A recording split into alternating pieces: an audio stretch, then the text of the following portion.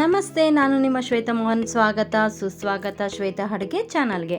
ಇನ್ನೂ ಯಾರೇ ನನ್ನ ಚಾನಲ್ನ ಸಬ್ಸ್ಕ್ರೈಬ್ ಮಾಡ್ಕೊಂಡಿರೋ ನೋಡ್ತಿದ್ರೆ ಪ್ಲೀಸ್ ಹೋಗಿ ಸಬ್ಸ್ಕ್ರೈಬ್ ಮಾಡ್ಕೊಳ್ಳಿ. ಈಗ ನಾನು ನಿಮಗೆ ಹೀರೆಕಾಯಿ ಗ್ರೇವಿ ಹೇಗೆ ಮಾಡೋದು ಅಂತ ಹೇಳ್ಕೊಡ್ತೀನಿ ಬನ್ನಿ. ಈ ಥರ ಗ್ರೇವಿ ಮಾಡಿದ್ರೆ ತುಂಬಾ ಟೇಸ್ಟಿಯಾಗಿರುತ್ತೆ. ಹೀರೆಕಾಯಿ ಗ್ರೇವಿ ಮಾಡೋದಕ್ಕೆ ನಾನು 4 ಹೀರೆಕಾಯಿ ಅಷ್ಟು ತೊಗೊಂಡಿದ್ದೀನಿ.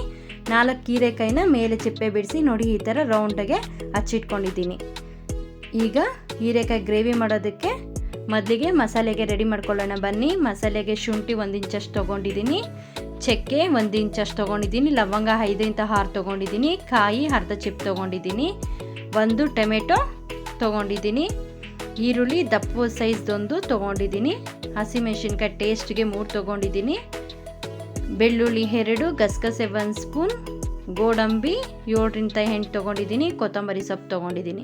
ನೋಡಿ ಈಗ ನಾನು ಎಲ್ಲ ಮಸಾಲೆ ಪದಾರ್ಥಗಳನ್ನು ಹಸಿದಾಗೇ ಹಾಕಿ ಪೇಸ್ಟ್ ಮಾಡ್ಕೊಳ್ತೀನಿ. ಮೊದಲಿಗೆ ನಾನು ಪೇಸ್ಟ್ ಮಾಡ್ಕೊಳ್ಳೋದಕ್ಕೆ 1 ಜಾರ್ ತೊಗೊಂಡಿದ್ದೀನಿ. ಎಲ್ಲ ಮಸಾಲೆ ಪದಾರ್ಥಗಳನ್ನು ಹಾಕಿ 1 ಗ್ಲಾಸ್ ನೀರು ಹಾಕಿ ನೋಡಿ ಈ ಥರ ನುಣ್ಣಗೆ ಪೇಸ್ಟ್ ಮಾಡಿ ಇಟ್ಕೊಂಡಿದ್ದೀನಿ.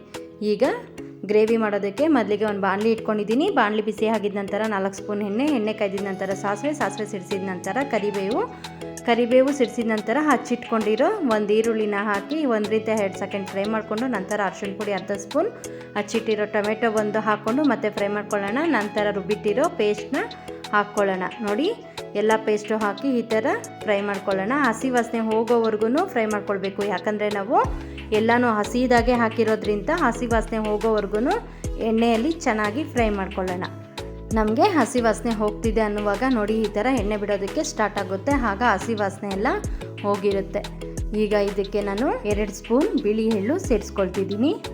ಬಿಳಿ ಎಳ್ಳು ಹಾಕೋದ್ರಿಂದ ಹೀರೆಕಾಯಿ ಗ್ರೇವಿಗೆ ತುಂಬಾ ಟೇಸ್ಟ್ ಕೊಡುತ್ತೆ. ಹಾಗಾಗಿ ಬಿಳಿ ಎಳ್ಳು 2 ಸ್ಪೂನ್ ಸೇರಿಸ್ಕೊಂಡು 1 ಸೆಕೆಂಡ್ ಫ್ರೈ ಮಾಡ್ಕೊತೀನಿ. ನಂತರ ಇದಕ್ಕೆ ಹಚ್ಚಿಟ್ಕೊಂಡಿರೋ ಹೀರೆಕಾಯಿನ ಹಾಕ್ಕೊಳ್ತಿದ್ದೀನಿ. ನಾನು ಎಳೆ ಹೀರೆಕಾಯಿ ತೊಗೊಂಡಿರೋದ್ರಿಂದ ಒಳಗಡೆ ಇರೋ ಬೀಜ ಏನು ತೆಗ್ದಿಲ್ಲ. ಬಲ್ತಿದ್ರೆ ನೀವು ಒಳಗಡೆ ಇರೋ ಬೀಜ ತೆಗ್ದು ಈ ಥರ ರೌಂಡ್ಗೆ ಹಚ್ಕೊಂಡು ಹಾಕ್ಕೊಳ್ಳಿ. ಈ ಥರ ನಾವು ಹಚ್ಚಿ ಹಾಕೋದ್ರಿಂದ ತಿನ್ನುವಾಗ ಬಾಯಿಗೆ ತುಂಬಾ ಚೆನ್ನಾಗಿ ಸಿಗುತ್ತೆ. ಚಪಾತಿ, ದೋಸೆ, ಇಡ್ಲಿ, ಅನ್ನ, ಮುದ್ದೆ ಎಲ್ಲದ್ರ ಜೊತೆನೂ ತುಂಬಾ ಚೆನ್ನಾಗಿ ಹೊಂದುತ್ತೆ. ನೀವು ಒಮ್ಮೆ ಟ್ರೈ ಮಾಡಿ ನೋಡಿ. ನೀವು ಒಮ್ಮೆ ಈ ಥರ ಮಾಡಿ ತಿಂದರೆ ಮತ್ತೆ ತಿನ್ನಬೇಕು, ಮತ್ತೆ ಮಾಡಬೇಕು ಅನಿಸುತ್ತೆ. ಈಗ ನೋಡಿ ನಾನು 1-2 ನಿಮಿಷ ಫ್ರೈ ಮಾಡಿಕೊಂಡು ನಂತರ ಇದಕ್ಕೆ ರುಚಿಗೆ ತಕ್ಕಷ್ಟು ಉಪ್ಪು ಸೇರಿಸ್ಕೊಳ್ತಿದ್ದೀನಿ. ಈಗ ಉಪ್ಪು ಸೇರಿಸಿ ನಂತರ ಇದನ್ನು 2-3 ನಿಮಿಷ ಚೆನ್ನಾಗಿ ಫ್ರೈ ಮಾಡ್ಕೊಳ್ಳೋಣ.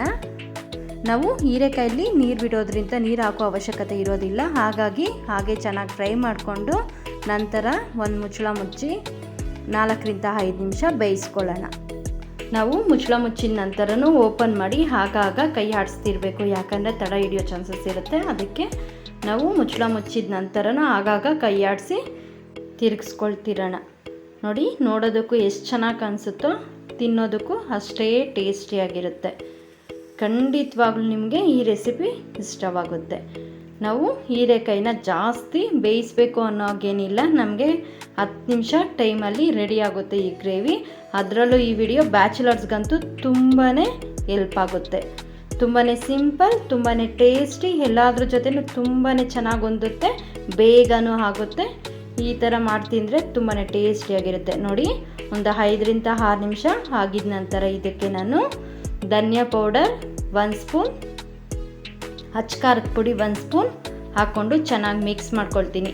ನಾನು 3/4 ಭಾಗ ಬೇಯಿಸ್ಕೊಂಡಿದ ನಂತರ ಇದಕ್ಕೆ ಧನಿಯಾ ಪುಡಿ ಮತ್ತು ಅಚ್ಕಾರದ ಪುಡಿನ ಸೇರಿಸ್ಕೊಂಡಿದ್ದೀನಿ. ನಾನು ಧನಿಯಾ ಪುಡಿ ಅಚ್ಕಾರದ ಪುಡಿ ಹಾಕಿದ ನಂತರ 2-3 ನಿಮಿಷ ಫ್ರೈ ಮಾಡಿಕೊಂಡು ಗ್ಯಾಸ್ನ ಲೋ ಫ್ಲೇಮಲ್ಲಿಟ್ಟು ಮತ್ತು 1-2 ನಿಮಿಷ ಫ್ರೈ ಮಾಡ್ಕೊಳ್ಳೋಣ. ನೋಡಿ ನಮಗೆ ಈ ಥರ ಎಣ್ಣೆ ಬಿಡೋದಕ್ಕೆ ಸ್ಟಾರ್ಟ್ ಆಗುತ್ತೆ. ಆಗ ಮಸಾಲೆ ವಾಸನೆನೂ ಹೋಗಿರುತ್ತೆ, ಹೀರೆಕಾಯಿನೂ ತುಂಬಾ ಚೆನ್ನಾಗಿ ಬೆಂದಿರುತ್ತೆ. ಕೊನೆಯದಾಗಿ ಕೊತ್ತಂಬರಿ ಸೊಪ್ಪು ಹಾಕಿದ್ರೆ ಬಿಸಿ ಹೀರೆಕಾಯಿ ಗ್ರೇವಿ ರೆಡಿ. ಈಗ ನಾನು ಈ ಗ್ರೇವಿನ ಚಪಾತಿ ಜೊತೆ ತಿಂತಿದ್ದೀವಿ. ತುಂಬಾ ಚೆನ್ನಾಗಿತ್ತು. ನೀವು ಒಮ್ಮೆ ಟ್ರೈ ಮಾಡಿ ನೋಡಿ. ಈ ವಿಡಿಯೋ ಇಷ್ಟವಾದರೆ ಲೈಕ್ ಮಾಡಿ, ಶೇರ್ ಮಾಡಿ, ಕಮೆಂಟ್ ಮಾಡಿ, ಸಬ್ಸ್ಕ್ರೈಬ್ ಮಾಡ್ಕೊಳ್ಳಿ. ಹಾಗೆ ಪಕ್ಕದಲ್ಲಿರೋ ಬೆಲ್ ಐಕನ್ನ ಕ್ಲಿಕ್ ಮಾಡಿ. ನಾನು ಮಾಡೋ ವಿಡಿಯೋಸ್ ನಿಮಗೆ ನೋಟಿಫಿಕೇಷನ್ ಬರುತ್ತೆ. ಈ ವಿಡಿಯೋ ಇಷ್ಟವಾದರೆ ಪ್ಲೀಸ್ ಒಂದು ಲೈಕ್ ಮಾಡಿ. ಕೊನೆಯವರೆಗೂ ಈ ವಿಡಿಯೋ ನೋಡಿದವರಿಗೆ ತುಂಬ ಧನ್ಯವಾದಗಳು.